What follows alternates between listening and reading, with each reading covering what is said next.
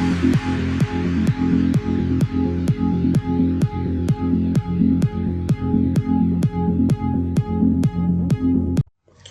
الله الرحمن الرحيم. رب اشرح لي صدري ويسر لي أمري واحلل عقدة من لساني يفقهوا قولي. إن شاء الله احنا هنكمل مع بعض درس الجذر التربيعي. الدرس ده ممكن احنا نكون طولنا فيه شوية، بس هو الأساس يعني. والجذر الدرس اللي بعده اللي هو الجذر التكعيبي درس هيبقى، لو انت فاهم ده هيبقى درس سهل جدا جدا جدا يعني. فتعالى كده نكمل مع بعض ونصلي على النبي. بسم الله الرحمن الرحيم. دلوقتي لو انا جيت قلت لك جذر، تعالى نكتب كده. بسم الله. لو انا دلوقتي جيت قلت لك جذر -3 تربيع، في الكتاب قال لك لما تيجي تشوف التربيع طير الجذر على طول. يعني ايه؟ يعني انت لما تيجي تشوف اس 2 ديت اللي هنا ديت وتشوف الجذر طير الاتنين دول مع بعض. قلت له ماشي كويس.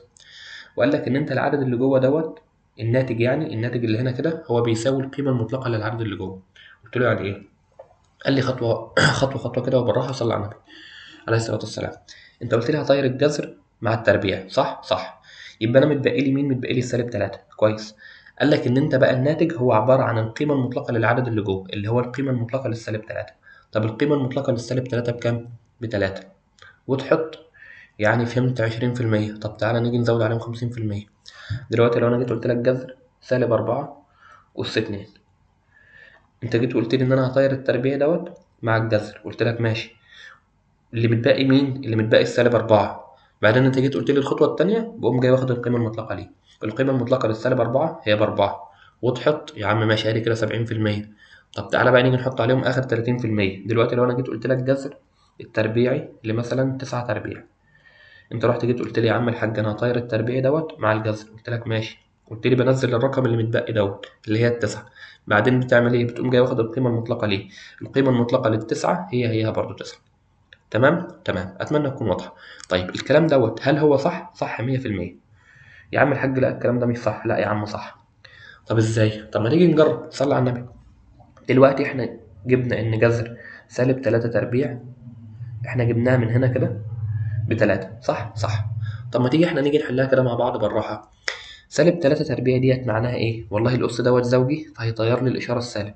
طب و3 تربيع بكام؟ ب9. يبقى ديت أصبحت جذر 9. طب جذر 9 بكام؟ ب3. يعني دي هيها دي فعلا. يبقى الكلام دوت صح؟ صح.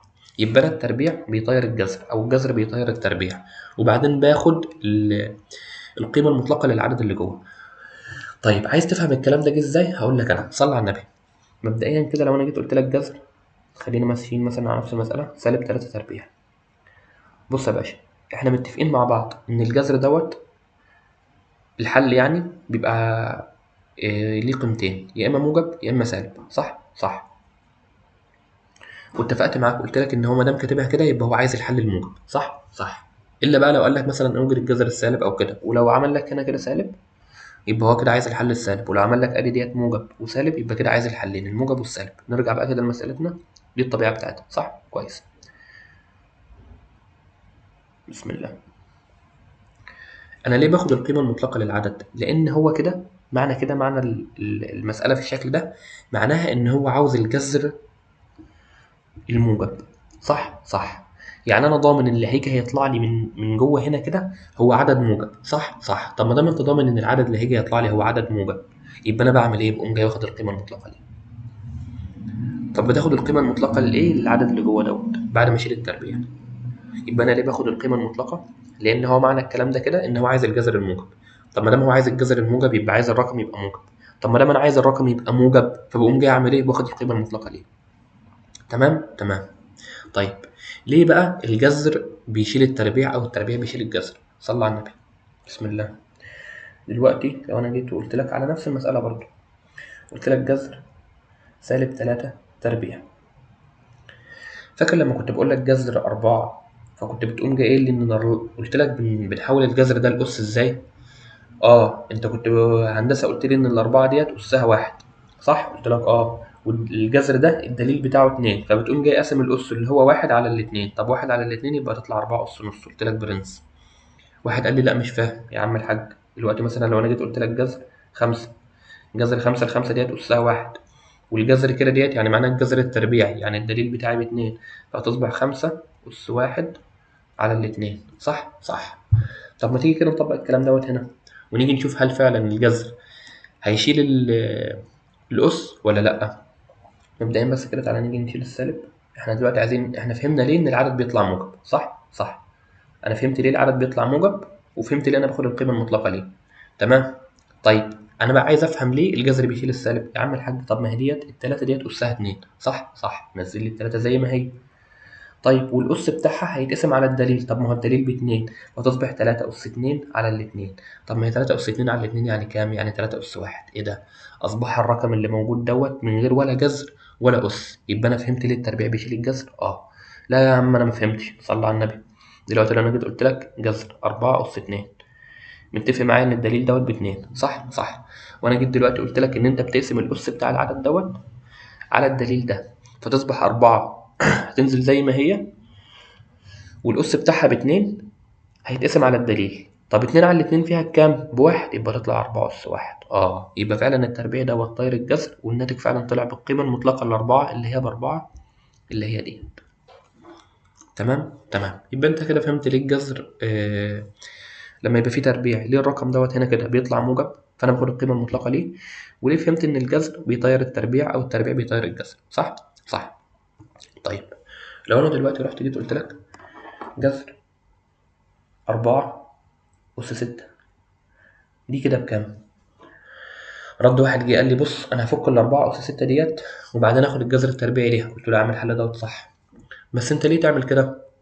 قال لي امال يا عم الحل ليها هيبقى ازاي؟ قلت له يا باشا مش انا دلوقتي جيت قلت لك ان انت بتمسك الاس دوت تقسمه على الدليل؟ قال لي يعني ايه؟ قلت له مش الاربعه ديت احنا اتفقنا ان احنا هننزلها زي ما هو؟ قال لي صح. قلت له والاس دوت اللي هو الستة بقوم جاي قسمه على الدليل اللي هو 2؟ قال لي تصدق احنا لسه قايلين كده في المسألة اللي فاتت، فتصبح 4 أس 6 على الاتنين. طب 4 أس 6 على الاتنين دي بكام؟ ب4 أس 3. طيب وانت جيت قلت لي ان العدد اللي جوه دوت ده انا ضامن ان هو عدد موجب، صح؟ صح. طب ما دام انا ضامن ان هو عدد موجب، يعني الناتج اللي جوه دوت هنا كده اللي هيطلع هو هيطلع عدد موجب، انا ضامن ان هو يبقى موجب، صح؟ صح. احنا متفقين عليه بقى من المسائل اللي فاتت. طب ما دام انت ضامن ان هو عدد موجب فبتعمل ايه؟ بتقوم جاي ياخد القيمه المطلقه ليه. ليه؟ لان لو العدد دوت سالب مثلا، يعني هنا ديت مش سالب، طب لو كانت ديت سالب انت لما تيجي تاخد القيمه المطلقه ليه هيطلع موجب، لان انا كده كده ضامن ان العدد بتاعي اللي جوه دوت هيبقى موجب، لان دي معنى كده ديت كده ان هو عاوز الجذر الموجب. طب ما دام هو عايز الجذر الموجب يبقى العدد بتاعي هيبقى موجب. بص الحته ديت مش واضحه، صلى على النبي. دلوقتي لو انا جيت بقى قلت لك -4 لكل أس 6، كويس؟ كويس. بسم الله الرحمن الرحيم. انت جيت قلت لي ان انا هنزل -4 زي ما هي، قلت لك ماشي. طيب وبعدين جيت قلت لي ان انا همسك الاس دوت اللي هو عندي ال6 اقوم جاي اسمه على الدليل اللي هو 2، فتبقى -4 أس كام؟ أس 3، صح؟ صح. طيب -4 أس 3 ديت لما تيجي تعملها على الآلة الحاسبة هتطلع لك -64. طب هل الكلام ده صح؟ الكلام ده غلط. ليه بقى؟ لأن هو في الحالة ديت عايز الجذر الموجب، صح؟ صح. لأن أنت جيت قلت لي إن ما دام هنا كده مفيش إشارة جنب الجذر هنا يبقى أنا كده عايز الجذر الموجب. طب ما دام أنا عايز الجذر الموجب يبقى لازم اللي يطلع لي موجب، صح؟ صح. طب هل اللي طلع لي دوت موجب؟ لا، اللي طلع لي دوت سالب. طب ما دام أنا بقى عايزه موجب فبعمل إيه؟ بقوم جاي واخد القيمة المطلقة ليه؟ أضمن. بقوم جاي عامل كده القيمة المطلقة هنا والقيمة المطلقة هنا والقيمة المطلقة هنا، فتصبح القيمة المطلقة للسالب 64 هي بكام؟ هي ب64. فهمت حاجة؟ ماشي. طيب دلوقتي لو أنا جيت قلت لك جذر -4 أس 4، قلت لي يا عم أنا هنزل السالب، هقوم جاي عامل القيمة المطلقة كده وقوم جاي منزل -4 زي ما هي. قلت له ماشي برنس. والأس دوت اللي هو 4 هيقوم جاي مقسوم على الدليل فتطلع 4 على الاتنين. قلت له برنس. قال لي بعدين هنزل القيمة المطلقة زي ما هي. طيب فتصبح -4 أس كام؟ 4 على الاتنين فيها الاتنين، فتصبح -4 أس 2. وأنت جيت قلت لي إن الأس الزوجي دوت، هننزل بس القيمة المطلقة، إن الأس الزوجي دوت بيطير السالب، صح؟ صح. و4 أس 2 هتطلع 16، فتصبح القيمة المطلقة ل16 اللي هي ب16. طيب ما تركز كده، مش أنا كنت ممكن إن أنا من ديت كده في المسألة ديت كده إن أنا ما أعملش القيمة المطلقة؟ قال لي إزاي يا عم أنا عايز الجذر الموجب. قلت له يا عم الحاج صلى على النبي. قال لي عليه الصلاة والسلام. قلت له مش الأس دوت في الآخر اللي هي -4 أس 2 ديت كده كده الأس بتاعها زوجي؟ يبقى انا كده كده ما دام الاس بتاعها زوجي يبقى انا ضامن ان الجذر دوت يبقى موجب. قال لي يبقى انا ممكن ما اعملش القيمه المطلقه ولا لا؟ قال لي لا مش فاهم. قلت له يا عم الحاج مش القيمه المطلقه دي عشان اضمن ان الحل بتاعي يطلع موجب؟ قال لي فعلا. طب ما هو يا باشا الاس دوت زوجي، وما دام الاس دوت زوجي فكده كده الحل بتاعي هيطلع موجب اللي هو انا كده كده جاي وعايزه. يعني انا ممكن ما كنتش اعمل القيمه المطلقه في الحل اللي في الاخر ده؟ قال لي ممكن ما كنتش اعمله. يعني ايه الكلام ده؟ يعني انا دلوقتي كنت بقول لك جذر -4 لكل أس 2. تعالى كده ما تحلش بالقيمة لا ديت أنا آسف كانت لكل أس 4. تعالى كده جرب ما تحلش بالقيمة المطلقة. ماشي ديت هتبقى -4 أس كام؟ 4 على الاتنين. طيب بعدين هتبقى -4 لكل أس 2. طب ما -4 لكل أس 2 بكام؟ ب16. طلعت الحل دوت موجب ولا لأ؟ موجب. طب إمتى؟ لأن الأس دوت زوجي. يبقى أنا بقى أستنتج إن أنا لما بقسم الأس بتاعي على الدليل وطلع الناتج اللي هو في الأس دوت زوجي، يبقى انا ممكن احط القيمه المطلقه ممكن ما احطهاش عادي والاتنين صح. لكن لو طلع ان الاس بتاعي دوت بعد قسمه الاس اللي موجود هنا على الدليل طلع ان الاس دوت الاس طلع فردي، يبقى انا لازم واجباري اجباري اجباري ان انا احط القيمه المطلقه. طب لو ما حطيتهاش لا يبقى انا كده ماشي غلط. تمام تمام. يعني ايه الكلام ده؟ يعني انا دلوقتي لو جيت قلت لك جذر -3 لكل اس 6. تمام تمام. وجذر -3 لكل أس 4. صلى على النبي. أنا هنزل -3 ديت زي ما هي. حلو حلو. طيب الستة هتيجي تتقسم على الاتنين صح؟ فتصبح -3 لكل أس 3. كويس كويس. الأس دوت زوجي ولا فردي؟ لا يا باشا الأس دوت فردي. طب الأس دوت فردي أنا عايز الناتج اللي يطلع من هنا كده يبقى موجب صح؟ صح. يبقى لازم أحط القيمة المطلقة. يبقى ما دام في أس فردي يبقى أنا بقوم جاي حاطط القيمة المطلقة. تمام تمام. فهتطلع ديت 27. طيب هنا هقوم جاي منزل -3 زي ما هي. طيب والأربعة تتقسم على الاتنين فتصبح 2. اللي هي الأربعة ديت اتقسمت على الدليل دي فتصبح -3 لكل أس 2. صح؟ صح. الأس دوت زوجي ولا فردي؟ لا الأس دوت زوجي. يبقى أنا ممكن أحط القيمة المطلقة وممكن ما أحطهاش عادي خالص. الاتنين كده كده بنفس الحاجة لأن العدد كده كده اللي هيطلع جوه دوت لو أنا حطيت القيمة المطلقة هيطلع موجب. طب لو ما حطيتهاش برضه هيطلع موجب لأن الأس دوت زوجي. -3 لكل أس 2 بموجب 9. تمام تمام. اتمنى الحته دي تكون مفهومه كده وواضحه ان شاء الله. بسم الله الرحمن الرحيم. نكمل كده مع بعض. لو انا دلوقتي جيت قلت لك مثلا جذر 4 في 4، ولو قلت لك جذر 100 ناقص 36، دي تتحل ازاي ودي تتحل ازاي؟ صلى على النبي.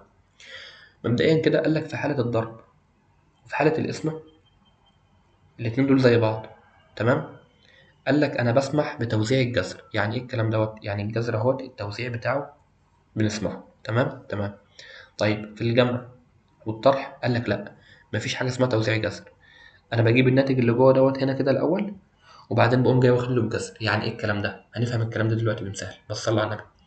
يبقى بس انا عايزك تيجي تبقى ايه انت بنيت كده اساس معايا ان انا في حاله الضرب والقسمه ينفع ان انا اوزع الجذر، لكن في حاله الجمع والطرح لا. صلى على النبي. تعالى نيجي مثلا نشوف السؤال الاول دوت. المساله دي ضرب صح؟ صح. 4 في 4 ب 16. طيب جذر ال 16 ب 4. حلو. رد واحد تاني قال لي يا عم طب ما تفهمني كده الكلام اللي انت جيت قلته دوت. ده الحل اللي انت فاهمه العادي خالص. ايه بقى يعني ايه اوزع الجذر؟ طيب تعالى بقى نيجي نحلها هنا كده تحت. صلى على النبي عليه الصلاه والسلام. انا دلوقتي لو جيت وقلت له وزع الجذر معناها ان انا هاخد الجذر اللي هو التربيعي دوت هحطه مره على الاربعه وانزل العلامه ديت زي ما هي. العمليه ديت ما دام ضرب هنزلها ضرب ولو اسمه هنزلها اسم هنزلها زي ما هي. وبعدين احط الجذر على الاربعه التانيه دي ومن هنا هيطلع لي رقم ومن هنا هيطلع لي رقم. اقوم جاي حاطط العمليه ديت زي ما هي واشوف الناتج. واحد قال لي انا ما فهمتش اي حاجه. قلت له بص الموضوع بسيط خالص. صلى على النبي. مش كانت المساله بتقول جذر 4 في 4؟ قال لي قال لي بقى انا ممكن رياضيا ان انا اعمل ايه؟ اقول له ان ديت عباره عن جذر 4 لوحدها كده في جذر 4 لوحدها كده. قال لي ايه اللي انت كده عملته ده؟ قلت له ما هو دوت توزيع الجذر. انا مسكت الجذر دوت حطيته على الاربعه ونزلت العمليه اللي هي الضرب دي زي ما هي وبعدين حطيت الجذر التاني دوت على الاربعه وخلصت. طب جذر 4 الاولى ديت بكام؟ اللي هي دي بكام؟ ب2 وانزل العمليه دي زي ما هي في جذر 4 اللي هي التانيه دي بكام؟ ب2. طب 2 في 2 بكام؟ ب4.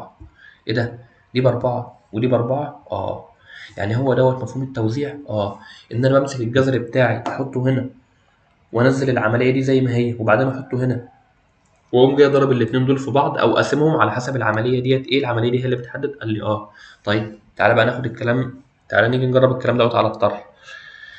تعالى بقى كده نيجي نكتبها مثلا في صفحه لوحدها. لو انا دلوقتي جيت قلت لك جذر 100 ناقص 36، صلى على النبي عليه الصلاه والسلام. اول حاجه تعالى ان احنا نيجي نحلها عادي خالص. 100 ناقص 36 ب 64. انا هنزل الجذر زي ما هو، و100 ناقص 36 ب 64. طب جذر ال 64 بكام؟ ايه الرقمين اللي انا هضربهم في بعض او ايه الرقم اللي انا هضربه في نفسه يديني 64؟ هتلاقي ال 8. ماشي، يبقى انا كده عرفت ان الناتج بتاعي ب 8. اعملها على الاله برضه هتطلع لك ب 8. طيب تعالى بقى اجرب اوزع. ماشي يا عم وزع. يبقى انا هحط الجذر على ال 100. قلت له ماشي. قال لي وهنزل العلامه دي زي ما هي. قلت له ماشي. قال لي بعدين هحط الجذر على ال 36. قلت له ماشي. جذر 100 ب 10، جذر ال 36 ب 6، والعمليه ديت اللي هي السالب هتنزل زي ما هي. 10 ناقص 6 4. قال لي ايه ده يا عم انت بتقول كلام غلط، دي طلعت ب 8 ودي طلعت ب 4، مين فيهم الصح؟ قلت له طبعا ال 8 هي الصح، دي غلط. قال لي يا عم انت مش قلت ان انا بوزع؟ قلت له يا باشا انا قلت لك ان انت بتوزع في عمليه الضرب والقسمه فقط، لكن في الجمع والطرح مفيش حاجه اسمها توزيع. انا بجيب الناتج اللي جوه دوت هنا كده الاول لوحده وبعدين بقوم جاي واخد له الجذر، فتصبح ان جذر 100 ناقص 64 هي، او ماشي خلينا نيجي نقول 100 ناقص 64 كانها مثلا مساله تانية. هعمل ايه؟ همسك الرقم ده هطرحه من الرقم دوت. 100 ناقص 64 ب 36، فتبقى جذر ال 36. جذر ال 36 بكام؟ ب 6. يبقى انا في عمليه الجمع والطرح مفيش فيه توزيع خالص، لكن في الضرب والقسمه ممكن ان انا اوزع الجذر. تمام تمام. طب تعالى ناخد واحده جمع مثلا وناخد مثلا واحده قسمه. لو انا دلوقتي جيت قلت لك جذر 25 مثلا، او تعالى نيجي نقول مثلا جذر كام؟ جذر 100 مثلا على 25. رد واحد جه قال لي بص انا ممكن اقوم جايب بال100 على ال 25، 100 على 25 ب4 فتبقى جذر 4 وجذر 4 ب2. قلت له برنس وصح. رد واحد تاني قال لي لا يا عم انا عايز استخدم الخواص اللي انت قلتها لي. قلت له هتعمل ايه؟ قال لي همسك الجذر ده هوزعه، فهحط جذر 100 على جذر ال 25. قال لي ايه؟ قلت له ايه انت يا ابني اللي انت عملته ده؟ قال لي يا باشا انا مسكت الجذر ده حطيته على ال 100 لوحده ومسكت الجذر ده حطيته على ال 25 لوحده، والشرطه ديت اللي هي شرطه الكسر دي اللي هي بترمز لعمليه القسمه حطيتها بس وخلاص. قلت له ماشي صح فهمت. طب جذر 100 بكام؟ قال لي جذر 100 ب 10. رقم هضربه في نفسه يديني 100 هي ال 10. طب وجذر ال 25 بكام؟ جذر ال 25 ب 5. طب و10 على 5 بكام؟ ب 2. طلعت دي ب 2 وطلعت دي ب 2. يبقى انا هنا كده في حاله الضرب والقسمه ممكن ان انا اوزع الجذر، لكن الجمع والطرح ما ينفعش ان انا اوزع الجذر. تمام تمام. اخر حاجه بقى كده جاي وعايزك ان انت تيجي تفهمها هي حل المعادلات. قبل ما تبدا نحل المعادلات عايزك تبقى عارف ان انا دلوقتي لما يبقى عندي رقم تربيع وعايز اخلص من التربيع باخد الجذر، ولو عندي جذر وعايز اخلص من الجذر بربع. يعني ايه الكلام ده؟ افهم بس كده ان التربيع بخلص منه بالجذر والجذر بخلص منه بالتربيع. يعني دلوقتي لو انا دلوقتي جيت قلت لك ان جذر اكس بيساوي مثلا 4، كويس كويس، وانا عايز قيمه الاكس دي. الاكس دي بكام؟ رد واحد كده جيت قلت له حل السؤال دوت، قام جاي واحد كده قال لي بص الاكس دي ب 16. قلت له ايه ده؟ لا عملتها ازاي؟ قال لي يا عم الحاج من دلوقتي لو جيت قلت لك جذر ال 16 بكام هتقول لي باربعه. قلت له تصدق صح، جذر ال 16 باربعه اللي هو عدد هضربه في نفسه يديني ال 16 هي الاربعه، يعني الاكس ب 16. عملتها ازاي؟ قال لي والله بص هي بالفهلوه كده. قلت له لا مش بالفهلوه بقى، صلى على النبي. انت دلوقتي بتقول لي ان جذر اكس بيساوي 4 صح؟ قال لي طيب جذر اكس، تعالى نكتب بس كده الاربعه ديت تاني بسم الله. جذر اكس بيساوي 4. انت دلوقتي لسه قايل لي ان انا لو عايز اخلص من الجذر بربع صح؟ صح. ولو عايز اخلص من التربيع باخد الجذر صح؟ صح. طب مش ده جذر؟ عايز اخلص منه فهعمل ايه؟ هقوم جاي عامل كده بص بص هنزل الجذر اكس ديت زي ما هي، بس انا عايز اخلص منه فاقوم جاي عامل لكل اس 2 تربيع. طيب طب ما ده طرف معادله شمال وده طرف معادله يمين، انا عملت هنا عمليه مش لازم هنا اعمل نفس العمليه؟ رد قال لي ايه الكلام ده يا عم؟ قلت له دلوقتي لو انا جيت قلت لك ان مثلا الاثنين بتساوي 4 على الاتنين، مع 4 على الاتنين دي باتنين، صح؟ صح. لو انا رحت هنا كده زودت واحد، لو قلت لك هنا كده زائد واحد على طرف المعادلة الشمال، هل كده أصبحوا متساويين؟ قال لي لأ. قلت له المفروض إن أنا أعمل إيه؟ قال لي المفروض تيجي هنا كمان على طرف المعادلة اليمين وتزود واحد. فتصبح 2 زائد واحد 3 بتساوي 4 على الاتنين باتنين زائد الواحد اللي أنت جيت وزودته هنا، فتصبح فعلا إن 2 زائد واحد بيساوي 3. يبقى اللي عملته في طرف المعادلة الشمال لازم تعمله في طرف المعادلة اليمين. دي متفقين عليها؟ قال لي ماشي. قلت له يا عم الحاج ما أنت هنا نزلت الجذر الإكس زي ما هي. قال لي ماشي صح. قلت له بعدين جيت ربعت، صح؟ قال لي خلاص ما دام انت ربعت في طرف المعادله الشمال يبقى انا لازم اربع في طرف المعادله اليمين. قال لي ماشي، يبقى انا هنزل الاربعه زي ما هي واقوم جاي واخدها التربيع. صح صح. واحنا متفقين مع بعض ان ما دام في تربيع او اس 2 ديت بتقوم جايه لاغيه لي الجذر، يبقى هنا الاتنين ديت لغت الجذر، فمتبقي من هنا كده مين؟ متبقي الاكس.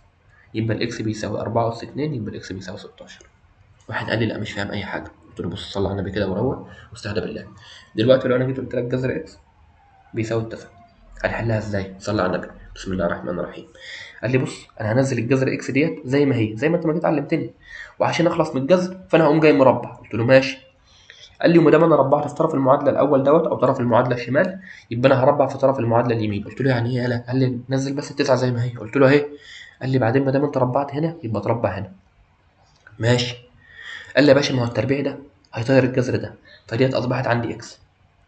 قلت له ماشي برنس صح. طب ما قال لي ديت هنا كده 9 لكل اس 2 ب 81. قلت له يعني الاكس ب 81؟ قال لي جرب. يا عم ماشي تعالى نيجي نجرب. انت دلوقتي هشيل الاكس دي واحط مكانها 81. جذر ال 81 بكام؟ ب 9. يبقى دي هي ديت فعلا.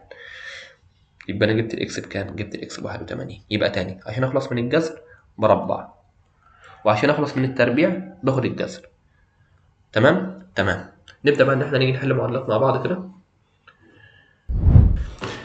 قبل ما نبدأ بس نحل معادلات، في فكرة كده عايز أقولها لك. دلوقتي مثلا لو أنا قلت لك جذر، أو أنا آسف لو قلت لك إكس تربيع بيساوي 81، وأنا دلوقتي عايز قيمة الإكس، فالإكس دي هتبقى بكام؟ صلى على النبي. أنت دلوقتي لسه قايل لي إن أنا عشان أخلص من الجذر بربع، صح؟ أو باخد الأس 2 يعني. وقلت لي عشان أخلص من الأس 2 ديت بقوم جاي واخد الجذر، صح؟ صح.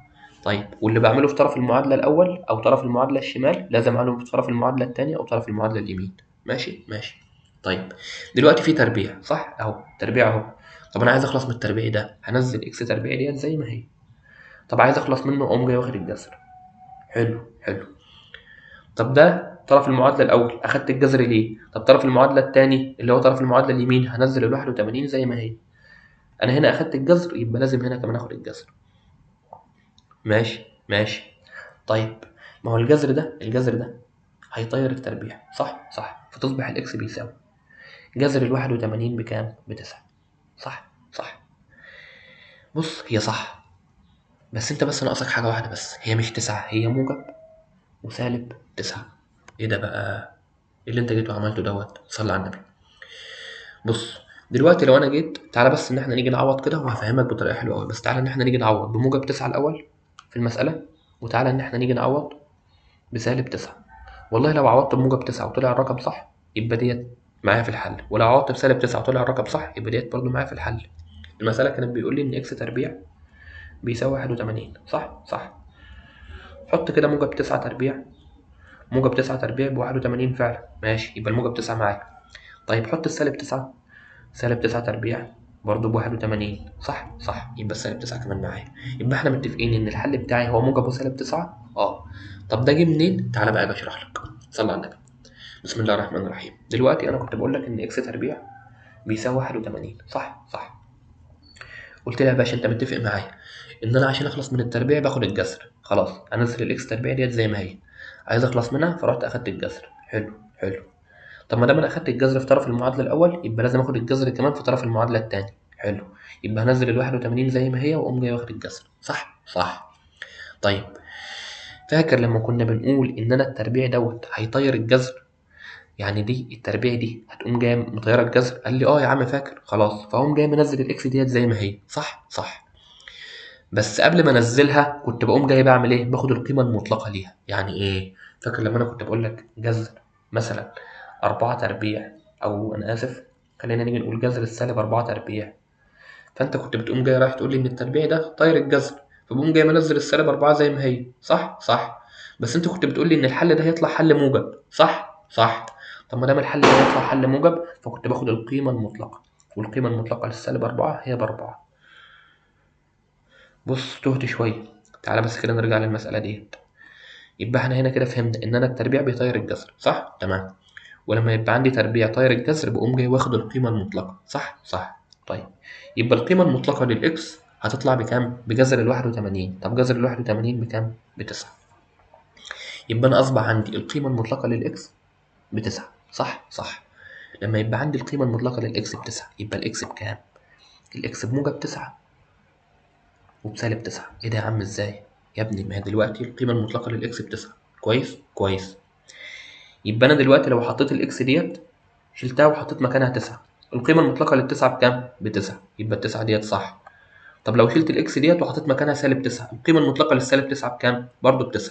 يبقى لما تلاقي القيمة المطلقة لمثلا الإكس ب4، يبقى إذا معناه إن إكس ديت بموجب 4 وفي نفس الوقت بسالب 4، لأن أي حاجة هتيجي تطلع لي هنا كده سواء موجب أو سالب هتديني كده موجب 4، أو هتديني موجب الرقم اللي جوه ده. لا يا عم مش فاهم، أنا اتلخبطت. صلى على النبي. بسم الله الرحمن الرحيم. دلوقتي لو أنا جيت قلت لك مثلا إكس تربيع بيساوي 9، يبقى الإكسية بكام؟ واحد كده قام جاي قال لي بص الإكس ب3، لأن 3 أس 2 ب9. قام جاي واحد جه قال له يا عم طب ليه 3؟ طب ما هي ممكن تبقى -3، لأن -3 أس 2 دوت أس زوجي فهيطير السالب فبرضه هتطلع ب9. قلت له يا عم صح، الاتنين صح، بس تعالى إن إحنا نيجي نشتغلها رياضة. واحد قال لي بص أنا هنزل الإكس تربيع ديت هندسة زي ما هي، وهنزل ال9 دي هندسة زي ما هي، وانت قلت لي ان انا عشان اخلص من التربيع باخد الجذر. قلت له برنس. قال لي وما دام اخدت الجذر في طرف المعادله الاول اقوم جاي رايح باخده في طرف المعادله الثاني. قلت له برنس. واحد قام جاي قال لي ايه بص يا هندسه التربيع ده هيطير الجذر فهينزل لي الاكس. قلت له صح. قال لي بس بص ما دام التربيع طاير الجذر فانا عشان اضمن ان الرقم اللي بيطلع دوت موجب زي ما انت ما جيت قلت لي بقوم جاي واخد القيمه المطلقه. قلت له برنس. قال لي وجذر ال9 دي هندسه ب3. قلت له بس انت كده قشطه، انت كده بص 100. قال لي ويا هندسه انت قلت لي لما يبقى جذر الاكس ب3 معناه كده ان الاكس بموجب 3، ومعناه برضو ان الاكس بسالب 3. قلت له ايه ده يا ابني؟ لا الخطوه ديت مش فاهمها. قال لي بص ما انت لو حطيت الاكس ديت ب3 فالقيمه المطلقه ل3 ب3، ولو حطيت الاكس ديت بسالب 3 فالقيمه المطلقه لسالب 3 برضو ب3. يبقى انا هنا كده الاكس بتحمل الاحتمالين دول ولا لا؟ قلت له اه تصدق. واحد قال لي بص يعني ايه ها بدأت تظبط. قلت له بص روح لي دي سهله اهي، اكس تربيع بيساوي مثلا 144. واحد قال لي بص انا هنزل الاكس تربيع زي ما هي. قلت له ماشي. وقال لي هنزل ال 144 زي ما هي. قلت له ماشي. قال لي بعدين انا عشان اخلص من التربيع دوت بقوم جاي واخد الجذر. قلت له ماشي. ما دام خدت الجذر في طرف المعادله الاول هاخده في طرف المعادله الثاني. قلت له ماشي. طيب جذر الاكس تربيع ديت بكام؟ والله جذر الاكس تربيع ديت انا بقوم جاي منزل الاكس زي ما هي والتربيع راح طير لي الجذر. طب عشان اضمن ان العدد اللي جوه دوت هيطلع موجب قلت له بقوم جاي واخد القيمه المطلقه. طيب جذر ال 144 بكام؟ ب 12. حلو. وانت اتفقت معايا ان انا لما يبقى عندي جذر الاكس دي ب 12 فيبقى الاكس هي عباره عن موجب وسالب 12، لان انا لو حطيت الاكس بموجب 12 فالناتج طلع ب 12، ولو حطيت الاكس بسالب 12 فبرضه الناتج طلع ب 12. قلت له بس انت كده اصلي ومية مية. الله ينور عليك. هنفتح كده مع بعض الكتاب ونشوف كده كان بيقول ايه. في الأول كده بدأ يتكلم معاك عن المربع الكامل، وإن المربع الكامل دوت هو عبارة عن إيه. بعدين جه قال لك الجذر التربيعي ليه، تمام، وإن الجذر دوت بيطلع الموجب والسالب. ولو عمل لك كده الإشارة كده يعني عملها كده اهيت، اكتب بقى. لو عملها كده اللي هي موجب وسالب ديت معناه إن هو عايز الجذرين الموجب والسالب، ولو عمل لك كده سالب بس معناه إن هو عايز الجذر السالب، ولو ما عملش حاجة كده خالص أو كاتب جنبها موجب، هو ما بيكتبش جنبها موجب يعني، يبقى كده معناه إن هو عايز الجذر الموجب. ودي معناها اللي هو لو قال لك عايز الجذر التربيعي الموجب وديت عايز الجذر التربيعي السالب ودول الجذرين التربيعيين. جذر صفر بصفر، مفيش جذر العدد سالب، تمام. نكمل. تعالى مثلا نيجي نحل المسائل ديت. جذر 36 يعني العدد اللي أنا هضربه في نفسه يديني 36 فهو ال6. طب الستة ولا موجب ستة ولا سالب ستة ولا إيه؟ لأ، مادام هو جاي مش حاطط لك أي إشارة هنا يبقى أنا باخد الستة بس. طب ديت والله دي كده أول ما أجي تشوف إشارة سالب يبقى الناتج بتاعي هو هيبقى سالب. طيب بعدين أنت جيت واتفقت معايا إن أنا في حالة القسم والضرب بوزع الجذر، صح؟ صح. فتبقى ديت أصبحت جذر 16 على جذر ال25. طب جذر 16 بكام؟ جذر 16 ب4. طب وجذر ال25؟ جذر ال25 ب5، فتطلع سالب 4 على الخمسة. طب دي والله ديت هتبقى موجب وسالب. موجب وسالب إيه بقى؟ الرقم دوت هو جذر 25 على 100، واتفقت معايا إن أنا في حالة القسمة بوزع الجذر، فتبقى أصبحت جذر 25 على جذر 100. طب جذر 25 يا باشا بكام؟ برضه موجب وسالب، ها؟ جذر 25 يا باشا بكام؟ جذر 25 ب5، برضه موجب وسالب. طب وجذر 100 بكام يا باشا؟ جذر 100 ب10. فأصبحت ديت هنا كده بموجب وسالب 5 على 10. طب ما 5 على 10 ديت اللي هي إيه؟ اللي هي نص. اكتبها كده بقى، وتكتب واحد على الاتنين براحتك. قال لك الجذرين التربيعيين، الجذرين التربيعيين يبقى موجب وسالب للعدد 49. هم ايه؟ هم موجب 7 وسالب 7. طب والجذرين لا، او ديت الجذر التربيعي الموجب للعدد 9 ل 64. بتاخد الجذر بتاع التسعة على ال64، وبعدين تبدأ تجيب الجذر بتاع التسعة وتقوم جاي قسمه على الجذر بتاع ال64، هتبقى 3 على التمانية. طب هو كان عايز ايه؟ عايز الموجب، يبقى موجب 3 على التمانية. طب الجذر التربيعي السالب لل36، مادام سالب يبقى ديت سالب 6. ماشي. طب نكمل. تعالى مثلا ان احنا نيجي ايه نحل مسألتين تلاتة كده من دول. دلوقتي لو انا جيت قلت لك موجب وسالب جذر 2 في 7 على 9. صلى على النبي. بسم الله الرحمن الرحيم. اول حاجة انا مبعرفش اتعامل مع الشكل دوت، تمام؟ الشكل ده انا مبعرفش اتعامل معاه، فبعمل ايه؟ بقوم جاي عامل حاجة كويسة قوي. ان انا بعمل ايه؟ برفع الكسر دوت اللي انتوا كنتوا بتقولوا عليها ايده في رجله زائد راسه. 2 في 9 ب18. 18 زائد 7 ب25، فديت أصبحت موجب وسالب جذر 25 على التسعة. طيب فتصبح برضو موجب وسالب. دي عملية قسم، فبوزع الجذر، أوزع الجذر على ال25 وبعدين أوزع الجذر على التسعة، فتصبح برضو موجب وسالب. جذر 25 ب5 وجذر التسعة ب3، أصبحت موجب وسالب 5 على 3، اللي هي بموجب 5 على 3 أو بسالب 5 على 3. طب ديت والله دي أنت اتفقت معايا إن التربيع ده يا باشا، التربيع دوت بيطير الجذر، صح؟ صح. فتصبح سالب 2 على السبعة. بس اتفقت معايا في نفس الوقت إن أنا باخد القيمة المطلقة ليها.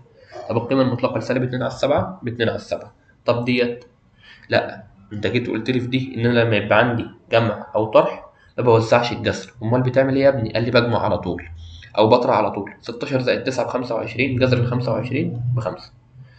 طب تعالى مثلا على إيه؟ عايزين نحل دي وعايزين نحل دي، بس يعني إيه، عايزين نيجي نحلهم في مكان كده لوحدهم. بسم الله. دلوقتي السؤال رقم 5، أو خلينا نبدأ مثلا بسؤال رقم 4 كده الأول. جذر 4 ب25، ممكن إن أنا أضرب الاتنين دول في بعض فتبقى 4 في 25 ب100 وجذر ال100 ب10، أو إن أنا أوزع الجذر فأقول له ديت عبارة عن جذر 4 في جذر ال25. جذر 4 ب2 في جذر ال25 ب5، فتبقى 2 في 5 ب10.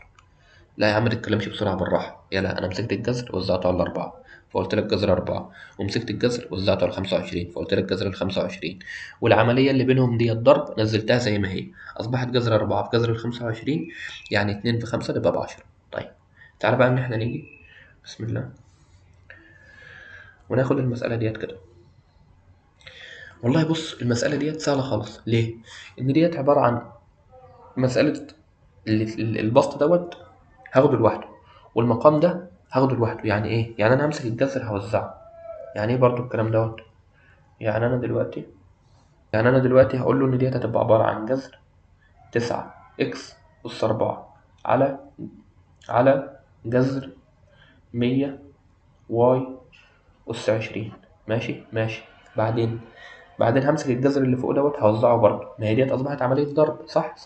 فأقول له إن هي هتبقى جذر 9 في جذر إكس أس 4 على، طب ما هي العملية اللي تحت ديت برضه عملية ضرب، يبقى برضه همسك الجذر هوزعه، وأصبحت جذر 100 في جذر واي أس 20.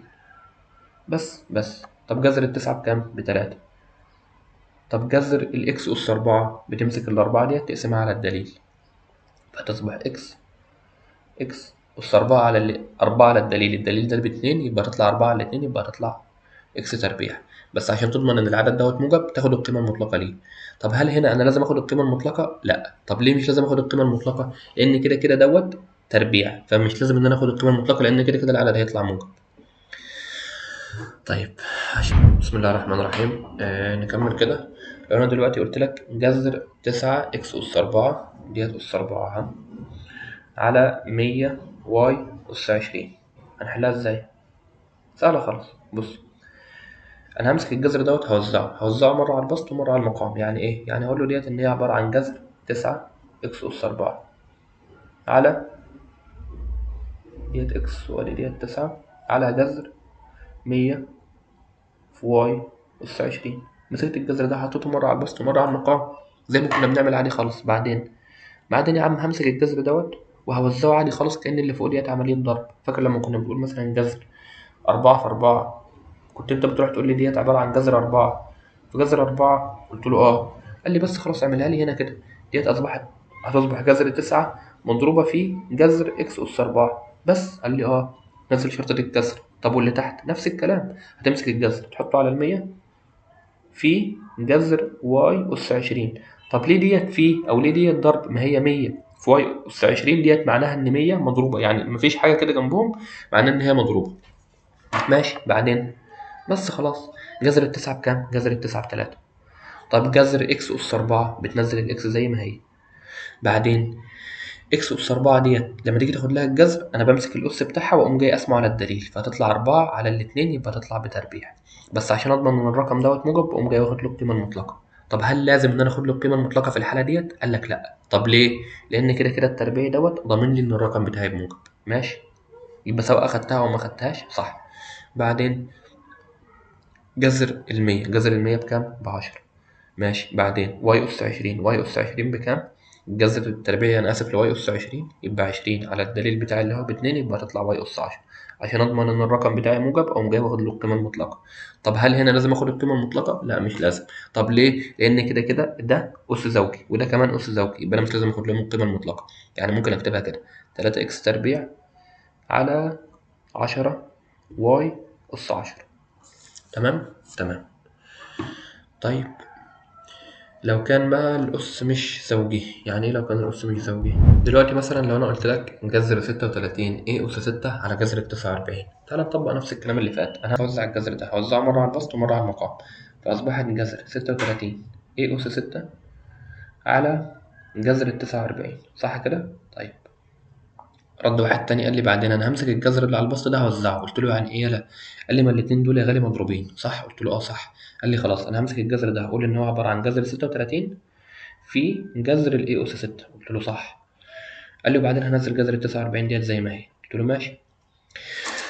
بعدين اصبح ايه؟ جذر ال 36 ديت قال لي ب6. قلت له ماشي. قال لي وجذر الاي اس 6 ديت هنزل الاي زي ما هي. قلت له برنس. قال لي وال6 ديت هم جاي قاسمها على الدليل اللي هو 2. قلت له عرفت منين ان الدليل ده 2؟ قال لي ما ده يا عم تربيعي خلاص يبقى الدليل بتاعي ب2. قلت له ماشي قشطه. طب ايه أس 6 على 2 يبقى تطلع ايه أس 3. قال لي عشان أضمن إن العدد دوت يبقى موجب فهاخد القيمة المطلقة. قلت له ماشي. قال لي وبعدين جذر 49 ب7.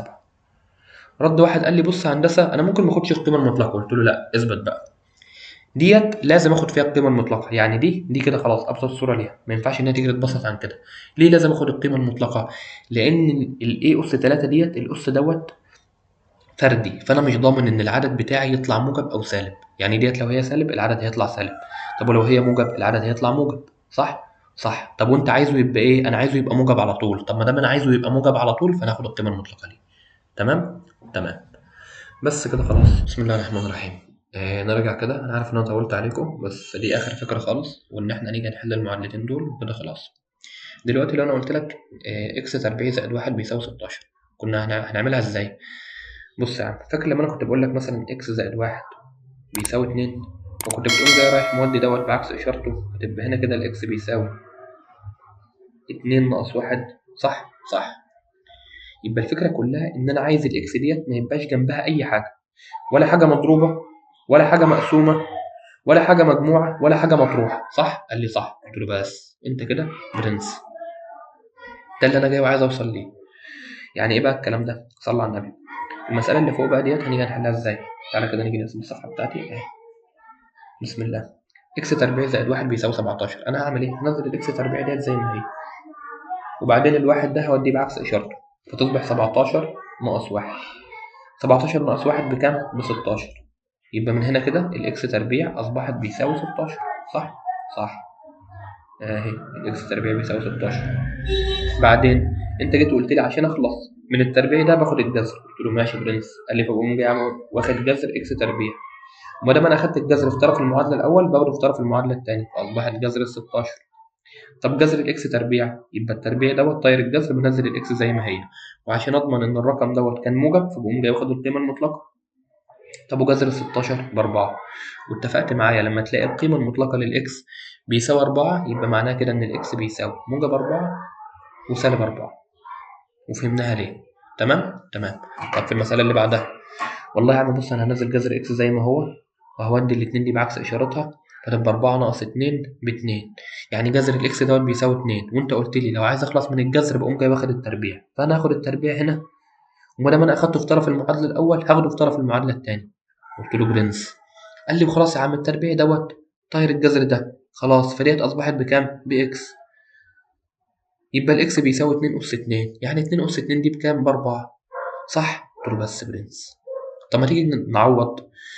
انت دلوقتي جاي بتقول لي رد واحد قال لي طب تعالى مثلا نيجي نجرب سالب 4. هي سالب 4 طبعا غلط.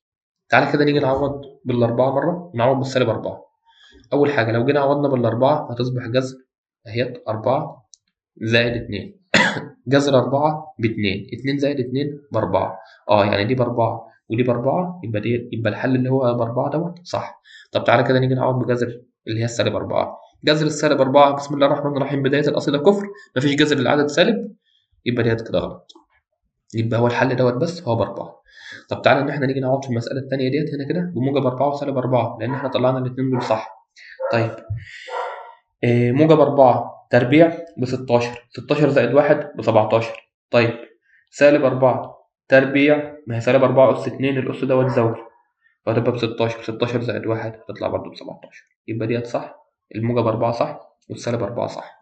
بس احنا كده خلصنا. ان شاء الله الدرس الجاي هيبقى سهل خالص ما دام انت فهمت دوت، والدنيا هتبقى فيه لذيذه يعني. بالتوفيق يعني، وربنا يوفقك ان شاء الله.